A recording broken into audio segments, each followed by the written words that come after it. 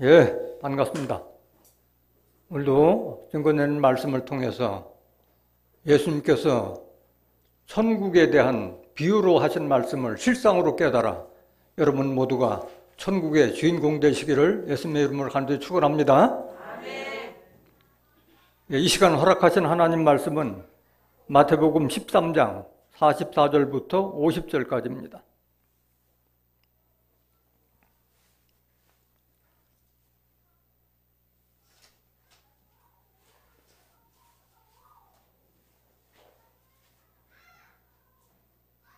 천국은 마치 밭에 감추인 보화와 같으니 사람이 이를 발견한 후 숨겨두고 기뻐하여 돌아가서 자기의 소유를 다 팔아 그 밭을 샀느니라. 또 천국은 마치 좋은 진주를 구하는 장사와 같으니 극히 값진 진주 하나를 만남에 가서 자기의 소유를 다 팔아 그 진주를 샀느니라. 또 천국은 마치 바다에 치고 각종 물고기를 모으는 그물과 같으니 그물에 가득함에 물가로 끌어내고 앉아서 좋은 것은 그릇에 담고 못된 것은 내어 버리느니라. 세상 끝에도 이러하리라. 천사들이 와서 의인 중에서 악인을 갈라내어 풀무불에 던져 넣으리니 거기서 울며 이를 갈미 있으리라. 네, 마태복음 13장 44절부터 50절까지 봉독해드렸습니다. 봉독해드린 말씀을 통해서 보화밭, 진주장사, 그물을 비유한 천국이란 제목으로 말씀을 증가하도록 하겠습니다. 보화밭, 진주장사, 그물을 비유한 천국. 오늘은 지난 시간에 이어서 천국 비유에 대한 12가지 비유 내용 중에서 오늘 3가지 비유에 대해서 여러분들에게 증가하도록 하겠습니다. 마태복음 13장 34절에 예수님께서는 모든 것을 다 비유로 말씀하시고 비유가 아니면 아무것도 말씀하시지 않으신다고 말씀하셨는데 요한복음 16장 25절에는 때가 이르면 다시는 비사로 이르지 않고 아버지에 대한 것을 밝히 이르리라. 실상으로 증거될 줄로 믿습니다. 그때는 언제냐 하면은 요한복음 12장 13절부터 15절에 기록된 말씀과 같이 진리의 성령이 오시면 너희를 모든 진리 가운데로 인도하시고 장래석까지 알려주실 진리의 성령이 오실 때라는 것을 깨닫기를 원합니다. 또한 마태복음 24장 14절에 보면은 이 천국 복음이 세상 끝에 온 세계에 전파가 되면 세상 끝이 오리라 라고 말씀하셨어요. 전도서 3장 1절에 천하의 범사가 다 기한이 있고 모든 목적을 이룰 때가 있다고 했는데 지금이 이때인 줄 믿습니다. 천국 복음이 온 세상에 전파된다고 그랬는데 오늘 제가 하는 이 설교 말씀이 동영상을 통해서 지구촌까지 각각 전파가 될 수 있는 줄 믿습니다. 지금은 이제 선교사가 특별히 필요 없는 때예요. 말씀을 관심 있는 자들은 어느 곳에도 다 들을 수 있는 그런 시대가 된 거예요. 언어가 없고 들리는 소리가 없어도 하나님의 말씀은 온 세계에 전파된다고 말씀하셨어요. 시편 19편 1절 한번 보실까요? 하늘이 하나님의 영광을 선포하고 궁창이 그 손으로 하신 일을 나타내는도다. 날은 날에게 말하고 밤은 밤에게 지식을 전하니 언어가 없고 들리는 소리도 없으나 그 소리가 온 땅에 통하고 그 말씀이 세계 끝까지 이루도다. 하나님이 해를 위하여 하늘의 장막을 베푸셨도다 기록됐어요. 다 모든 세상의 이치가 성경대로 이루어가고 있다는 것을 깨닫기를 원합니다. 오늘 본문 말씀 한번 보시겠습니다. 본문 말씀. 천국은 마치 밭에 감추인 보화와 같으니 사람이 이를 발견하고 숨겨두고 기뻐하여 돌아가서 자기의 소유를 다 팔아 그 밭을 샀느니라. 실상의 비유예요? 비유예요. 밭에 감추인 보화와 같다 하는 것은 이 말씀을 통해서 숨겨진 뜻이 있다는 거예요. 여기서 밭에 보화가 같다고 하는 것은 예를 들어서 우리가 남의 집 밭이나 아니면 남의 집 논이나 아니면 남의 집 산에서 일을 할 때 거기서 금맥을 발견했다든가 엄청난 광맥을 발견했을 때 소리 질러서 다 알리면은 누구 것이 돼요? 주인 것이 되잖아요. 땅 주인 것이 되잖아요. 근데 그걸 발견했으면은 감추고 숨겨두고 기뻐해서 돌아와서 자기의 소유를 다 팔아서 그 밭을 샀다고 그랬어요. 근데 남의 밭에서 아무리 일을 하더라도 보화를 발견 못하면 살 필요가 있어요? 없어요? 없는 거예요. 보화밭을 발견했을 때에 감춰두고 숨겨두고 돌아와서 자기 소유를 다 팔아서 샀다고 말씀하셨을 때 뭐가 이와 같다? 천국이 이와 같다는 거예요. 천국이. 그럼 우리는 보화를 어디서 발견해야 돼요? 교회에서, 성경에서, 그리스도를 통해서, 하나님의 말씀을 통해서 보화를 발견해야 할 줄로 믿습니다. 그걸 비유한 거예요. 우리가 다른 사람 밭이나 논이나 산에서 금맥이나 광맥을 발견한 것과 마찬가지로 믿는 사람들은 성경 속에서, 그리스도의 말씀 속에서, 예배 속에서, 하나님의 말씀 속에서 깨달아야 할 줄 믿습니다.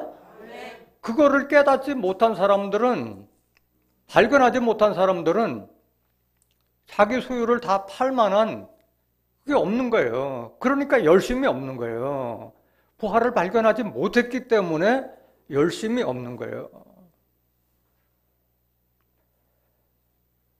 보화는 금이나 뭐 값진 것은 돈으로 살 수 있지만은 영생이나 부활이나 천국은 돈으로 살 수 있어요? 없어요? 없어요. 그것 때문에 우리가 교회를 나오는 거잖아요. 과연 우리가 귀하게 여겨야 될 보화가 뭐냐?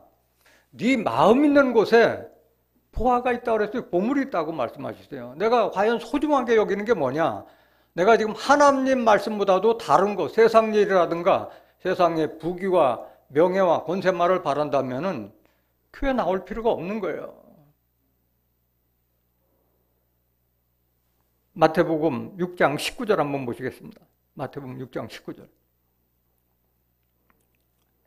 너희를 위하여 보물을 땅에 쌓아두지 말라. 거기는 좀과 동록이 해하며 동록이 구멍을 뚫고 도적질하느니라. 여러분들이 아무리 많은 재산을 쌓아놓았다 하더라도 지난번에도 말씀드린 누가복음 12장에 나오는 말씀과 같이 오늘 밤 네 영혼을 내가 취하면 그게 누구 것이 되겠느냐 말씀하셨잖아요. 여러분들 재산은 눈으로도 많이 보잖아요.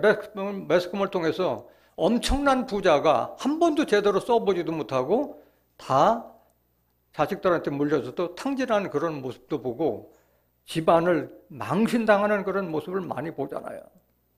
그러니까 눈에 있는 그런 재물보화는 그거는 영원하지 못하는 거예요. 잃어버릴 수도 있고 사기당할 수도 있고 다 망할 수도 있는 거예요. 진정한 보물이 뭐냐? 20절. 오직 너희를 위하여 보물을 하늘에 쌓아두라. 어디에 쌓아두라? 하늘에 쌓아두라고 말씀하셨어요. 우리 공중에 하늘에 쌓아두라는 것이 아니잖아요.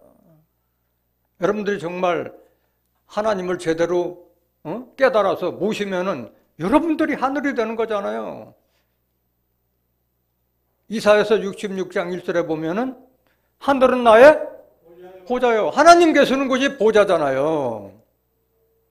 그러면 하나님은 말씀으로 계시고 성령으로 계신 그 하나님을 내 안에 온전히 모셔서 내가 하나님의 성전이 되면 내가 하늘이 되는 거예요. 깨닫기를 원합니다. 그걸 쌓아두라는 게 하나님의 성령을 나의 마음속에 쌓아두라는 거예요.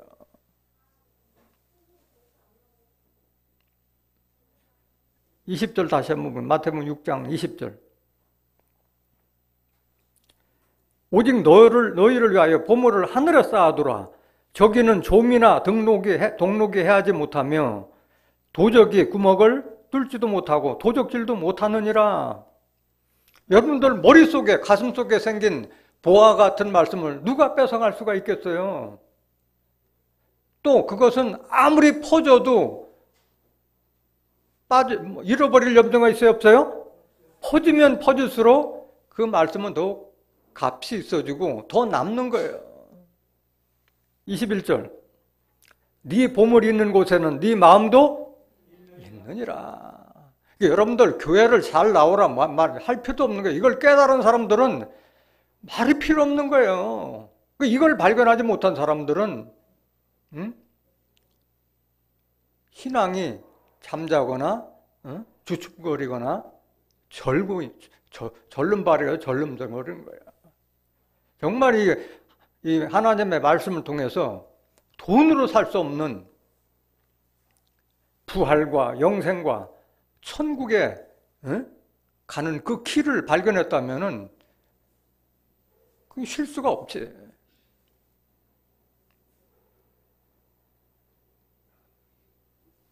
모든 지혜와 지식에 이르는 모든 보화를 누구에게 감춰놨다고 그랬어요? 그리스도 안에게 감췄다고 말씀하셨어요.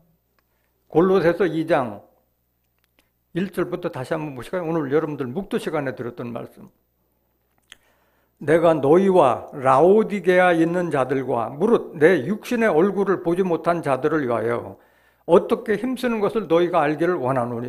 이게 지금 사도 바울이 지금 증거하고 있는 거잖아요. 사도 바울이. 라오디게아에 있는 자들뿐만이 아니라 내 얼굴을, 사도 바울의 얼굴을 한 번도 보지 못한 자들에게 증거하기 때문에 우리도 해당되는 줄 믿습니다. 이 말씀은 우리에 해당되는 얘기예요. 2절.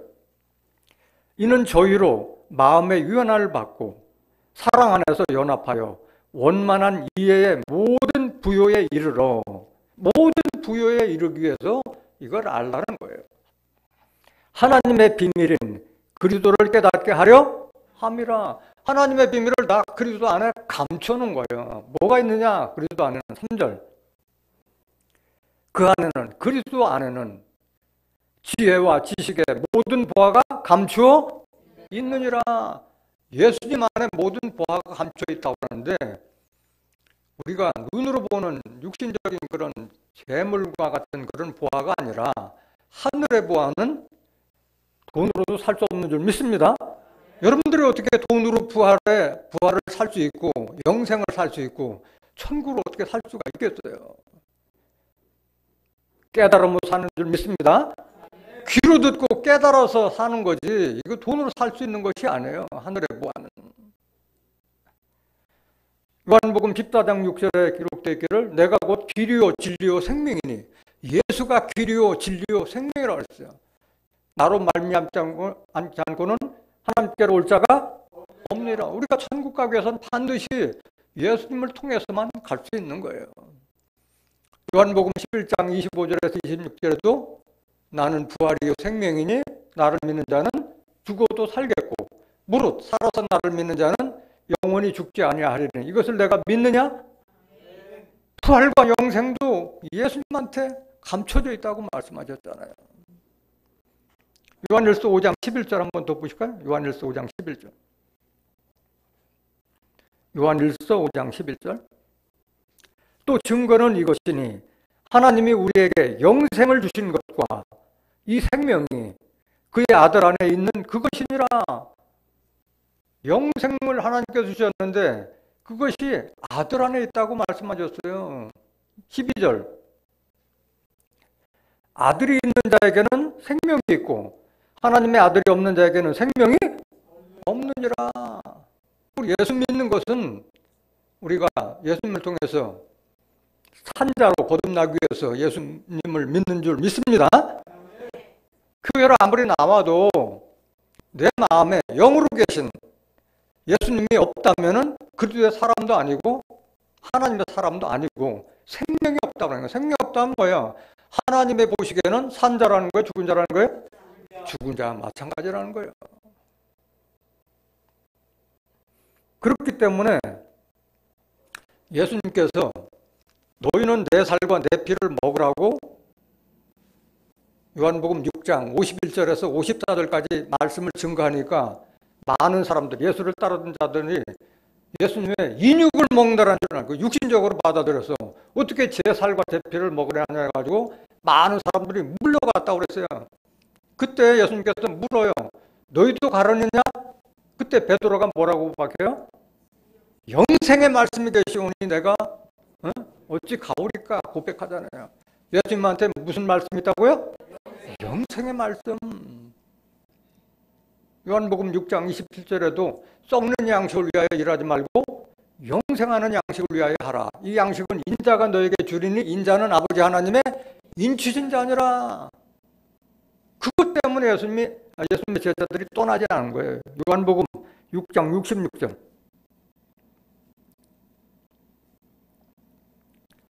이러므로는 아까 말씀드린 내 살과 내 피를 먹으라고 하니까 제자 중에 많이 물러가고 다시 그와 함께 다니지 아니하더라. 67절. 예수께서 12제자에게 이르시되 너희도 가려느냐? 시몬 베드로가 대답하여 주여 영생의 말씀이 계시매 우리가 네게로 가오리까. 이걸 깨달은 자들만이 자기의 소유를 다 팔아서라도 예수를 믿고 또 그 영생을 얻게 될 줄 믿습니다. 그렇기 때문에 사도 바울이 그 율법을 믿던 사도 바울, 예수 믿는 자들을 잡아 죽이는 자를 가장 앞장섰던 사도 바울이 예수를 아는 것이 가장 고상함으로 내게 있는 모든 것을 다 해로 여기고 배설물로 여긴다 하면서 주를 쫓은 줄 믿습니다. 깨달았기 때문에 쫓는 거예요. 깨달았기 때문에. 빌립보서 3장 7절. 빌립보 3장 7절. 그러나 무엇이든지 내게 유익하던 것을 내가 그리스도를 위하여 다 해로 여길 뿐더러 내게 유익하던 건 뭐예요? 사도 바울은 가문이나 혈통이나 학문이나 꿀릴 게 있어요? 없어요? 없어요. 나보다 더 잘난 사람 있으면 나와라고 얘기했어요. 나는 베냐민 지파요. 히브리인 중에 히브리요. 율법사요. 바리새인이요. 그러니까 아무도 꿀릴 게 없는 자가 예수를 믿기 위해서 다 버렸다는 거예요. 8절. 또한 모든 것을 해로 여김은 내 주 그리스도 예수를 아는 지식이 가장 고상함을 인하니라.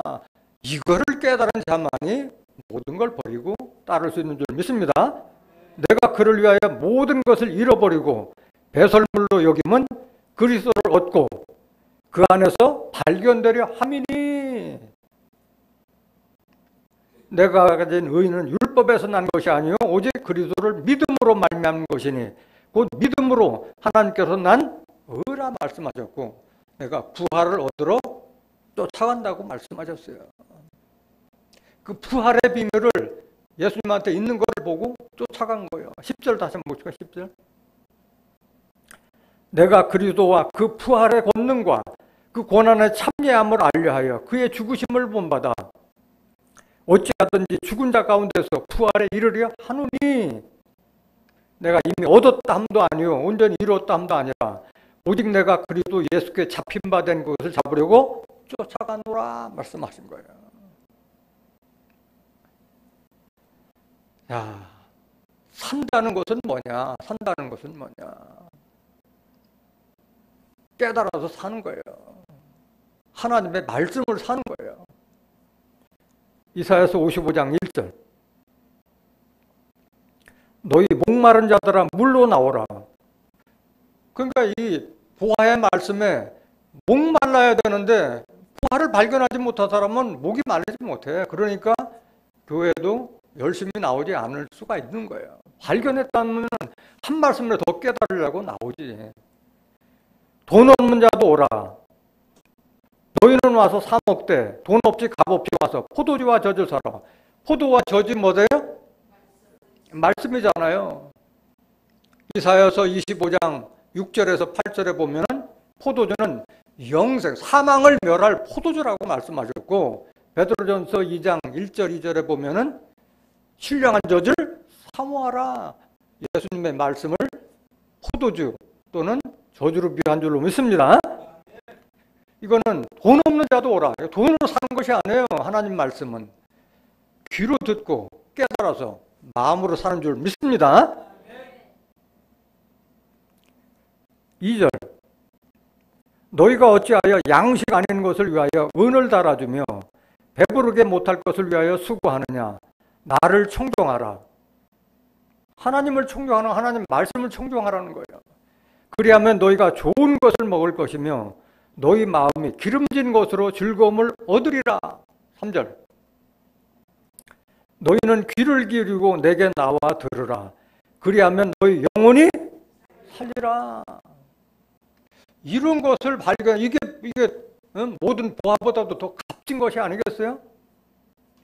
내가 너희에게 영원한 언약을 세우리니 곧 다윗에게 허락한 확실한 은혜니라. 하나님께서 우리에게 주시고자 하는 부활과 영생과 천국, 그걸 위해서 말씀을 사라고 한 줄로 믿습니다.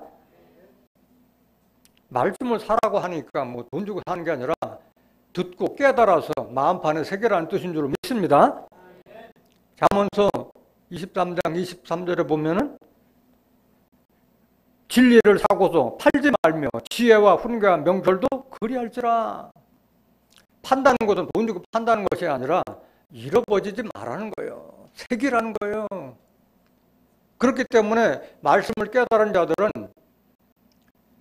달려가면서도 읽는다고 말씀해요. 하박국 2장 2절에 너희는 이 묵시를 마음판에 명받게 새겨 달려가면서도 읽을 수 있게. 어떻게 달려가면서 읽을 수 있어요? 내 마음속 머릿속에 있으니까 그게 떠오르는 거지. 그래서 고린도후서 3장 3절에 보면 너희는 다 그리스도의 편지니 그리스도의 말씀을 신비에 새겨서 새겨져 있기 때문에 편지라고 말씀하시는 거예요. 하나님의 법을 성경에 두지 말고 네 마음과 생각에 두라고 말씀하신 거예요. 히브리서 8장 10절 한번 보실까요?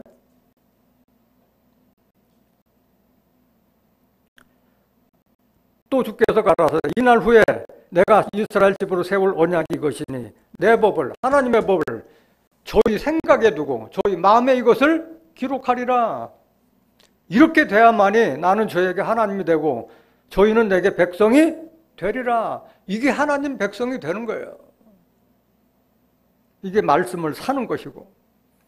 그렇기 때문에 한 말씀 한 말씀 그거를 내가 삼으로써 내가 하나님의 집이 되고 하나님의 밭이 되고 하나님의 성전이 된 줄 믿습니다. 고린도전서 3장 9절,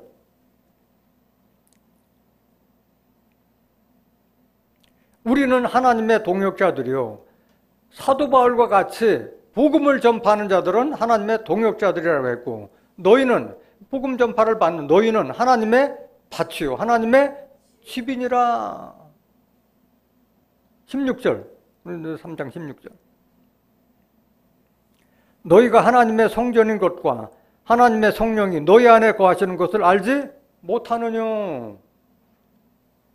여러분들은 다 하나님의 성전이 되어야 할 줄로 믿습니다. 그러기 위해서는 보아와 같은 말씀이 성경에 있지 않고 어디에 있어야 돼요? 여러분들 마음과 생각에 새게 할 줄로 믿습니다.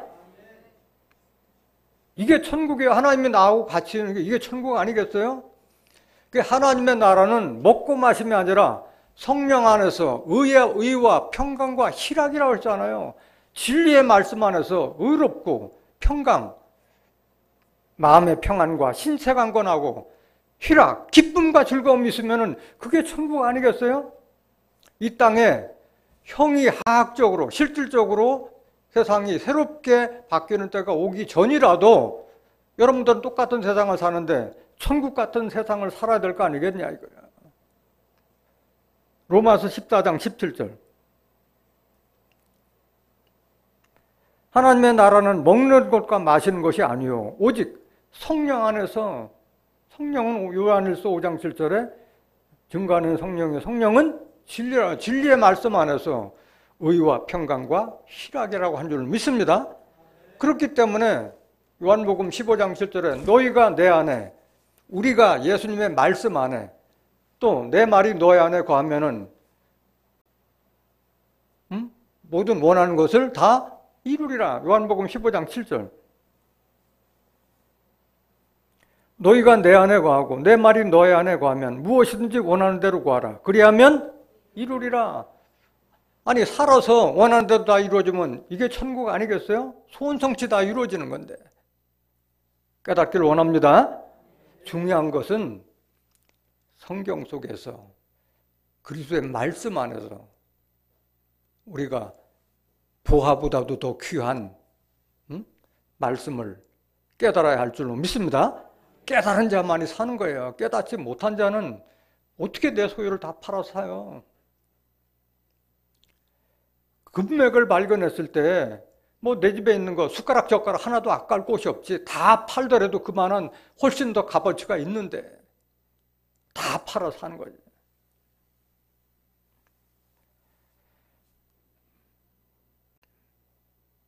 마태복음 13장 45절. 밭에 감추인 보화와 같다는 것은 바로 이와 같다는 거예요. 또 천국은 마치 좋은 진주를 구하는 장사와 같으니 극히 값진 진주 하나를 만남에 가서 자기의 소유를 다 팔아 그 진주를 샀느니라. 같은 말씀이에요. 똑같은 말씀인데 다만 진주를 표현하고 진주 장사와 같다고 말씀하신 거예요. 근데 여기서 많은 보석들 많은데 뭐 금도 있고 은도 있고 뭐 다이아몬드도 있고 많은데 왜 하필 진주를 비했느냐?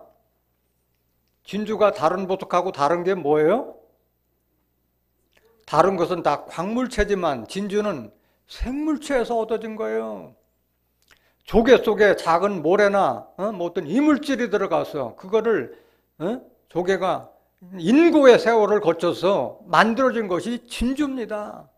이 하나님의 말씀도 그냥 얻어지는 것이 아니에요. 인내와 고통 속에서 얻어지는 것을 깨닫길 원합니다. 그래서 진주로 비유했고, 이 진주는 하나님의 말씀, 지혜의 말씀 또는 그 지혜를 받은 사람을 가리켜 진주로 표현한 거예요. 마태복음 7장 6절 한번 보실까요?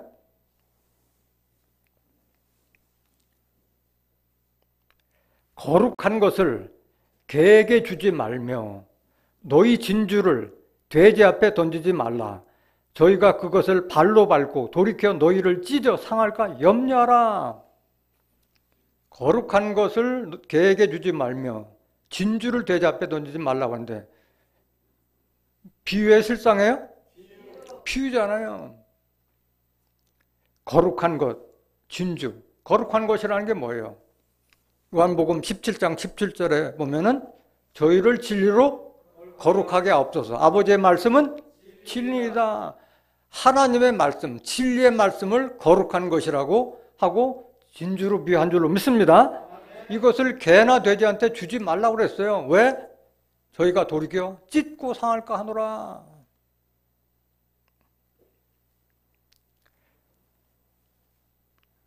잠언서 3장 15절 한번 보실까요? 지혜는 진주보다 귀하니. 지금 지혜를 뭐하고 비유해요? 진주와 비교하잖아요. 지혜는 진주보다 귀하니. 마찬가지야. 지혜도 다른 여러 가지 보석인데 왜 진주하고 비교하느냐 이거야. 진주가 이만큼 값지다는 거예요. 지혜를 진주로 비유하고 있는 거예요. 지혜는 진주보다 귀하니 너의 사모하는 모든 것으로 이에 비교할 수 없도다. 그 우편손에는 그 지혜의 우편손에는 장수가 있고 그 좌편손에는 부귀가 있나니 그 길은 즐거운 길이요 그 첩경은 다 평강이니라. 지혜는 그 얻은 자에게 뭐다? 생명나무라. 지혜를 가진 자는 복되도다. 그러니까 지혜는 진주하고도 비교했고 지혜를 가진 사람을 생명나무라고 한 줄로 믿습니다. 지혜를 가진 자요. 사람을 빙자한 거예요. 사람을 빙자한 거예요. 한 말씀 더 보시겠습니다. 진주가 사람을 비유했다는 것을. 잠언서 31장 10절. 누가 현숙한 여인을 찾아 얻겠느냐? 그 값은 진주보다 더하니라. 현숙한, 어질고 착하고 현명한 여인은 진주보다도 더 값지다고 진주로 비한 거예요. 사람의 가치를. 또 우리가 마지막에 들어가야 될 새하늘과 새 땅, 하늘로부터 하나님께로부터 내려온 새 예루살렘 성전, 그곳에 들어가는 문, 동서남북에 각각 세 문씩 12문이 있는데 그 문을 진주문으로 비유한 거예요. 진주문은 진주로 만든 문이 아니라 진주와 같은 사람을 상징하고 있다는 것을 깨닫길 원합니다. 왜냐하면 예수님께서 나는 양의 문이라, 예수님이 양의 문이라 해서 나를 통해서 들어가고 나면서 꼴을 얻는다고 말씀하신 거예요. 계시록 21장 21절. 그 12문은 12진주니 문마다 한 진주요 성의 길은 맑은 유리 같은 정금이더라. 요한복음 10장 9절. 요한복음 10장 9절. 내가 문이니 누구든지 나로 말미암아 들어가면 구원을 얻고 또는 들어가면 나며 꼴을 얻으리라. 그래서 예루살렘 성은 많은 사람들이 오해를 하고 있는 것이, 문자 그대로 보면은 마치 하늘에서 보석성이 내려온 것처럼 기록되는데 예루살렘 성은 신부를 빙자했다고 말씀하셨어요. 계시록 21장 9절 한번 보시겠습니다. 7대접을 가지고 마지막 7재앙을 담은 7천사 중 하나가 나와서 내게 말하여 가로되 이리 오라. 내가 신부 곧 어린 양의 아내를 네게 보이리라 하고 성령으로 나를 데리고 크고 높은 산으로 올라가 하나님께로부터 하늘에서 내려오는 거룩한 성 예루살렘을 보이니, 어린 양의 아내 신부를 보여준다고 하고 뭘 보여줬어요? 예루살렘 성을 보여줬잖아요. 예루살렘 성. 계시록 21장 2절. 또 내가 보매 거룩한 성 새 예루살렘이 하나님께로부터 하늘에서 내려오니 그 예비한 것이 신부가 남편을 위하여 단장한 것 같더라 말씀하셨어요. 예루살렘 성은 어린 양의 아내 신부를 빙자하고 있다는 것을 깨닫기를 원합니다. 계시록 19장 7절. 우리가 즐거워하고 크게 기뻐하여 그에게 영광을 돌리세. 어린 양의 혼인 계약이 이루었고 그 아내가 예비하였으니. 어린 양의 혼인 잔치는 누가 예배해요? 아내가 예배한다고 말씀하셨어요. 아내가. 이걸 모르고 있는 거예요. 8절. 그에게 허락하사. 그는 누구예요? 어린 양의 아내에게 허락하사 빛나고 깨끗한 새 마포를 입게 하셨은즉 이 새 마포는 성도들의 옳은 행실로다. 하나는 대표를 신부격으로 해줬고 그에게 많은 새 마포를 입었다 하니까 많은 사람과 같이 함께 한다는 조직체를 상징하고 있다는 것을 깨닫기를 원합니다. 아내는 한 사람, 어린 양의 아내 한 사람이지만은 예루살렘 성에 많은 보석들로 이루어진 것 같이 보석과 같은 사람들로 이루어진 조직체를 상징하고 있다는 것을 깨닫기를 원합니다. 이걸 이해하기 위해서는 에베소서 2장 20절 한번 보시겠습니다. 에베소서 2장 20절. 너희는 사도들과 선지자들의 터 위에 세우심을 입은 자라. 그리스도 예수께서 친히 모퉁이 돌이 되셨느니라. 그의 안에서, 그리스도 안에서 건물마다 서로 연결하여 주 안에서 성전이 되고 우리가 하나님의 성전이 되어 가고 너희도 성령 안에서 하나님의 거하실 초소가 되기 위하여 예수 안에서 함께 지어져 가느니라. 성전된 사람들끼리 연결해서 이룬 사람의 조직체가 바로 새 예루살렘 성을 상징하고 있는 것을 깨닫기를 원합니다. 그럼 여기에 마태복음 7장 6절에 거룩한 것을 개에게 주지 말고 진주를 돼지 앞에 던지지 말라고 그러는데 개와 진주는 실상이에요? 비유예요? 비유예요. 다 비유. 아니 실상으로 우리가 실상이라면은 하나님의 말씀을 개한테 주고 돼지한테 줄 사람이 어디 있어요? 비유예요. 개의 정체, 돼지의 정체에 대해서 알아보도록 하겠습니다. 빌립보서 3장 2절 한번 보실까요? 개들을 삼가고 행악하는 자들을 삼가고 손 할례당을 삼가라. 이상하잖아요. 행악하는 자들은 사람이고 손 할례당도 할례당을 해치는 걸 손해달라고 했는데 다 사람인데 앞에 개들이라고 그랬어요. 개들. 그러니까 개들은 뭐하고 비슷한 자들이에요? 행악하는 자들하고 손 할례당들하고 같은 무리라는 거예요. 같이 엮었잖아요. 개들을 삼가라는 것은 개들 조심하라. 행악하는 자들을 삼가라. 응? 손 할례당을 삼가라. 거절하는 거잖아. 거절하는 거야. 한 말씀 더 보시겠습니다. 계시록 22장 15절. 개들과 술객들과 행음자들과 살인자들과 우상숭배자들과 및 거짓말을 좋아하며 지어내는 자마다 성 밖에 있으라. 여기 성은 무슨 성을 상징하는 거예요? 새 예루살렘 성을 상징하는 거예요. 이들은 들어가지 못한다. 6종류가 있는데 제일 앞에 있는 게 뭐예요?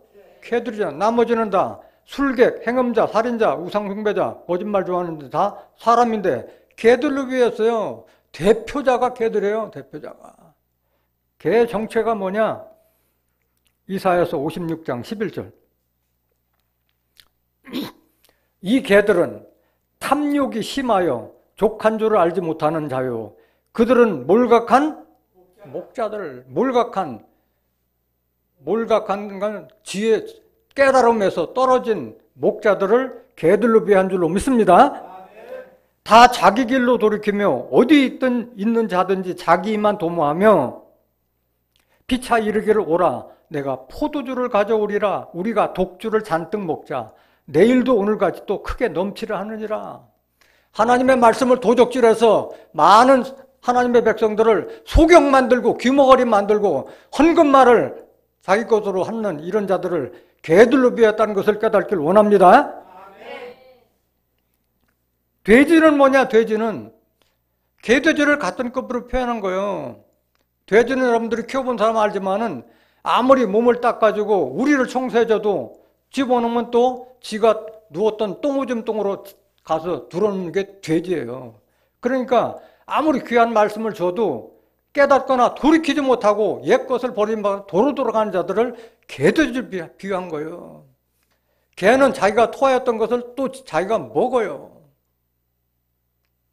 그러니까 돌이키지 않는 자들을 개돼지를 비유한 거예요. 베드로후서 2장 20절.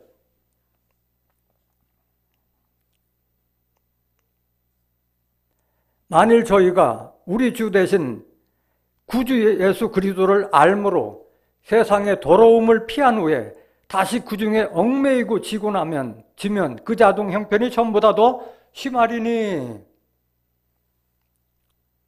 의의 도를 안 후에 하나님의 말씀을 통해 하나님의 뜻과 섭리가 이렇게 이루어지는 걸 알고 난 후에 받은 거룩한 명령을 저버리는 것보다 알지 못하는 것이 도리어 저에게 나으니라. 이걸 알지 못한 자에게는 다시 들어볼 기회가 있는데 알고 나서 명령을 저버리는 자들은 돌이킬 수가 없다는 거예요.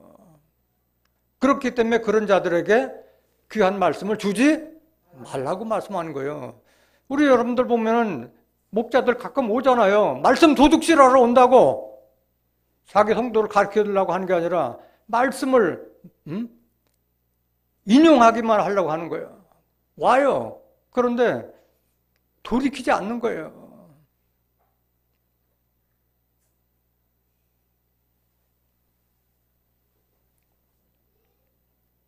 그런 자들에게 미련 가질 수 없는 줄 믿습니다.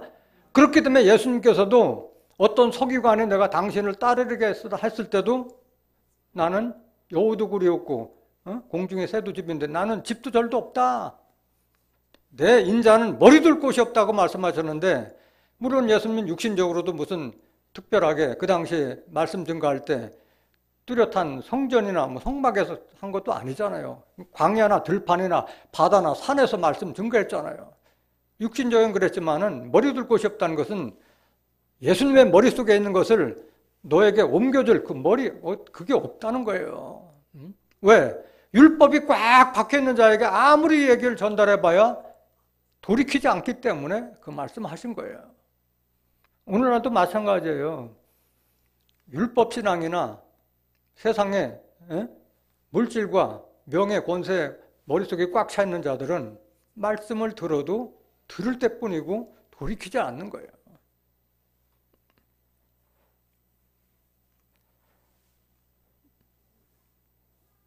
마태복음 13장 47절 한번 보실까요? 세 번째. 마태복음 13장 47절. 또 천국은 마치 바다에 치고 각종 물고기를 모는 그물과 같으니 그물에 가득함에 물가로 끌어내고 앉아서 좋은 것은 그릇에 담고 못된 것은 내어 버리느니라. 세상 끝에도 이러하리라. 천사들이 와서 의인 중에서 악인을 갈라내어 풀무불에 던져 넣으리니 거기서 울며 이를 갈미 있으리라. 천국은 바다에 바다에 치고 고기를 무는 그물과 같다는데 좋은 고기는 그릇에 담고 나쁜 고기는 버린다고 그랬는데 알고 보니까 고기예요? 사람이에요? 사람이잖아요. 의인 중에서 악인을 갈라내어 풀무불에 던져 넣는다고 말씀하셨어요.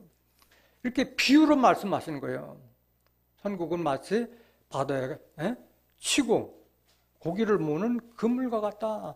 좋은 고기는 그릇에 담고 나쁜 고기는 버리는데 의인 중에서 악인을 갈라내서 풀무불에 던져놓은 심판을 말씀하신 거예요. 그럼 실상의 말씀이 뭐냐? 그물로 비한 거는 바다는 뭐고 물고기는 뭐고 그물은 뭐냐? 다 비유로 말씀하신 거예요. 예수님께서 베드로와 안드레를 부를 때 내가 너희를 사람을 낚는 어부가 되리라고 했어요. 왜 어부라고 표현하냐? 물론 그들 직업이 어부지만 사람을 낚는 어부라고 그랬잖아요. 사람을 낚는 어부를 만드는 거예요. 그러니까 사람을 뭘로 비유한 거예요? 고기로 비유했다는 거예요. 고기로. 마태복음 4장 18절. 갈릴리 해변에 다니시다가 두 형제 곧 베드로라 하는 시몬과 그 형제 안드레가 바다에 그물을 던진 걸 보시니 저희는 어부라. 말씀하시되 나를 따라오너라. 내가 너희로 사람을 낚는 어부가 되게 하리라. 왜? 이건 다 비유예요. 비유. 하나님께서는 우리를 바다의 어족과 같다고 말씀하셨어요. 바다의 어족과 같고 곤충과 같다고 말씀하셨어요. 물고기는 바다에 살잖아요. 바다는 그렇기 때문에 뭘 상징한 거예요? 세상을 상징하고 있는 거예요. 세상을.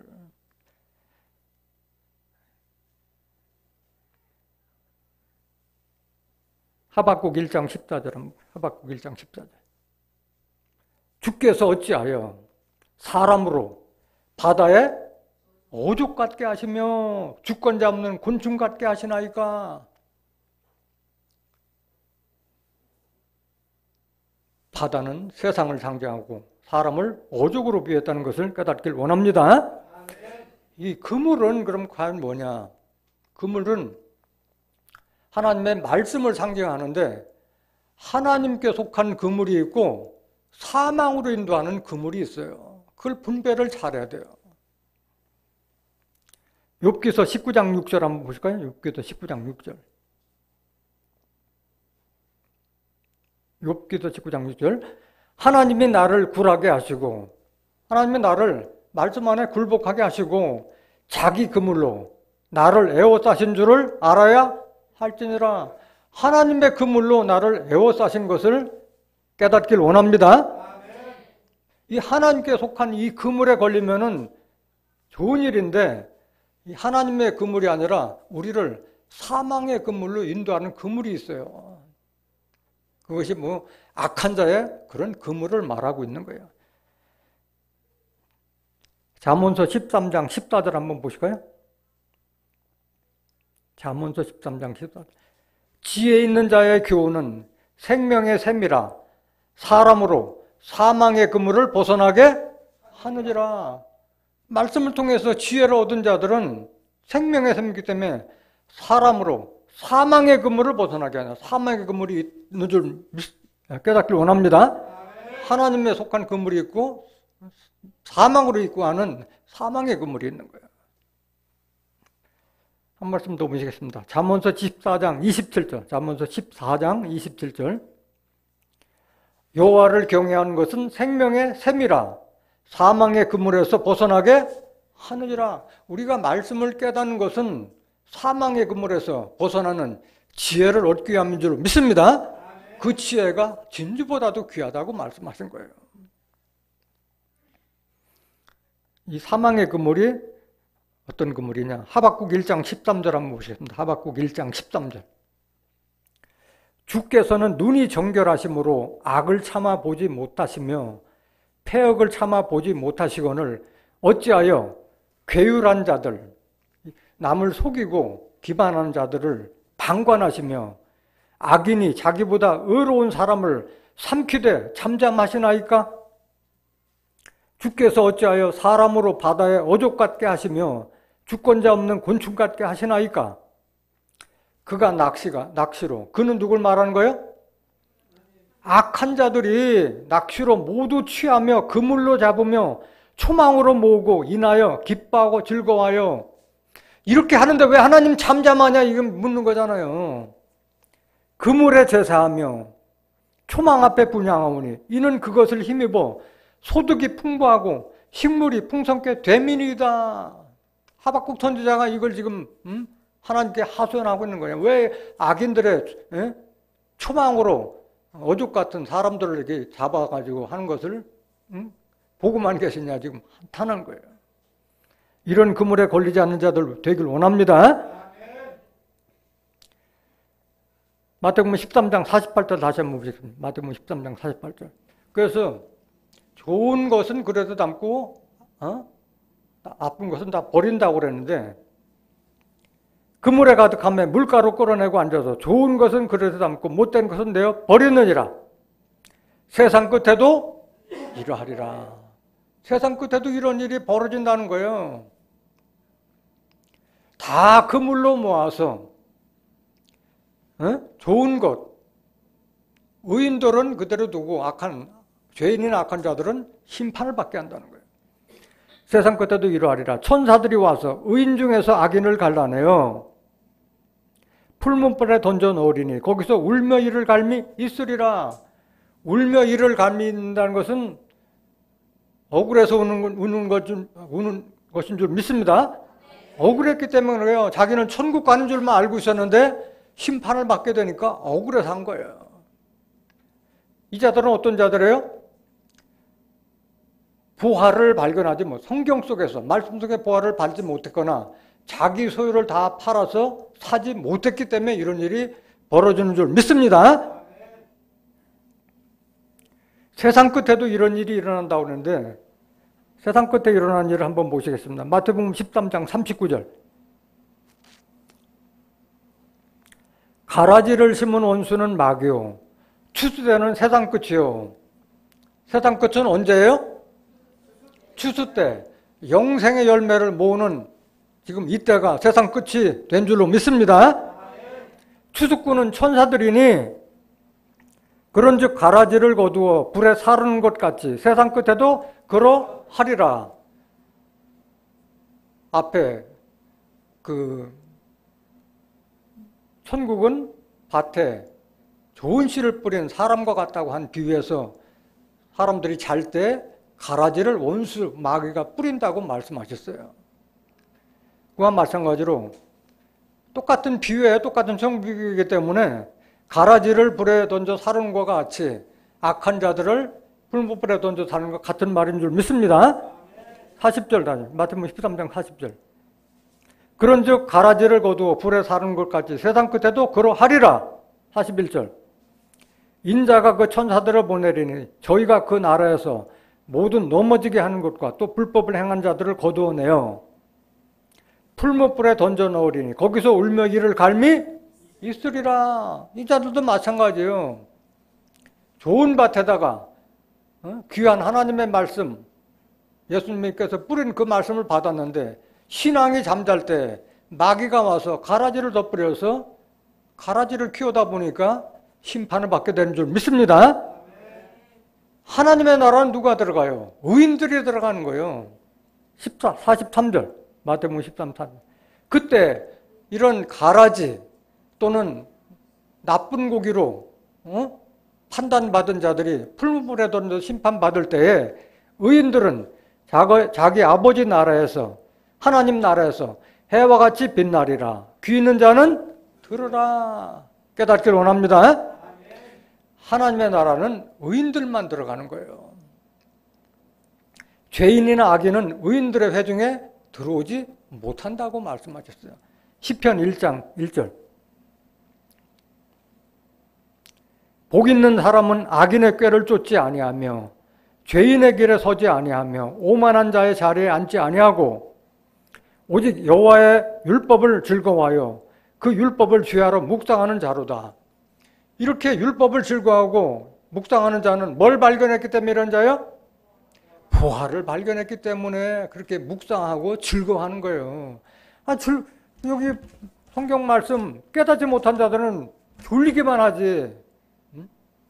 3절. 저는 시냇가에 심은 나무가 시절을 쫓아 과실을 맺으며 그 잎사귀가 마르지 아니함 같으니 그 행사가 다 형통하리로다. 4절. 악인은 그렇지 않으며 오직 바람에 나는 겨와 같도다. 그러니까 알곡과 가라지가 이렇게 대비가 되는 거예요. 5절. 그러므로 악인이 심판을 견디지 못하며 죄인이 의인의 회중에 들지 못하리로다. 죄인이나 악인은 의인들의 모임에 들어가지 못하는 줄 믿습니다. 6절. 대저 의인의 길은 여호와께서 인정하시나 악인의 길은 망하리로다. 도대체 하나님 믿는 자들이 악인하고 의인은 어떻게 심판되느냐. 마태복음 25장 31절부터 46절까지 양과 염소를 분별하고 오른편에 양을 두고 왼편에 염소를 둔다고 그랬고 오른편에 있는 자들을 의인, 왼편에 있는 자들을 죄인으로 명명한 거예요. 그때 의인들은 다 영생에 들어가고 죄인들은 영벌에 들어간다고 말씀하신 거예요. 그 내용은 여러분들이 집에서 다시 한번 자세히 읽어보시기 바랍니다. 마태복음 25장 31절에서 46절까지.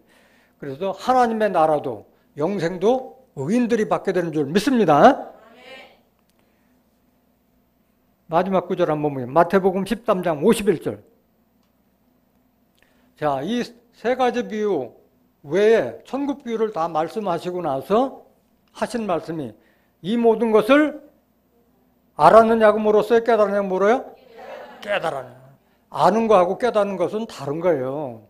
깨닫는 것은 하나의 이치를 하면 다른 것도 몰랐던 것도 깨닫게 되는 거예요. 그러니까 지금 현재 천국 비유를 지금 6가지 비유밖에 못 들었지만은 나머지 비유도 이거를 다 알면은 여러분들이 깨달을 수 있는 줄 믿습니다. 깨달았느냐? 깨닫는 것이 중요한 거예요. 대답하되 그러하오이다. 52절. 예수께서 가라사대 그러므로 천국의 제자된 서기관마다 마치 새 것과 옛 것을 그 곳간에서 내어오는 집주인과 같으니라. 천국에 들어가는 제자된 서기관이라는 것은 그 당시에 그 하나님의 말씀을 전부 다 율법을 자기가 필사했던 자들이 서기관들이었잖아요.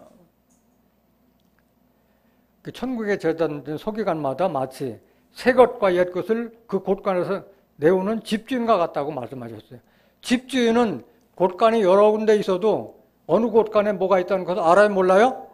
알잖아요. 여기서 새 것과 옛 것은 구약과 신약과 계시록을 넘나들면서 필요한 것을 마음대로 꺼낼 수 있는 자들가 바로 천국의 제자된 서기관들인 줄 믿습니다. 오늘 증거된 보화밭, 진주장사, 그물을 비유한 천국을 실상으로 깨달은 여러분들은 마치 집주인과 같이 옛 것과 새 것을 마음대로 꺼내오는 천국의 제자된 서기관들이 되시기를 예수님의 이름으로 간절히 축원합니다. 말씀 마치겠습니다.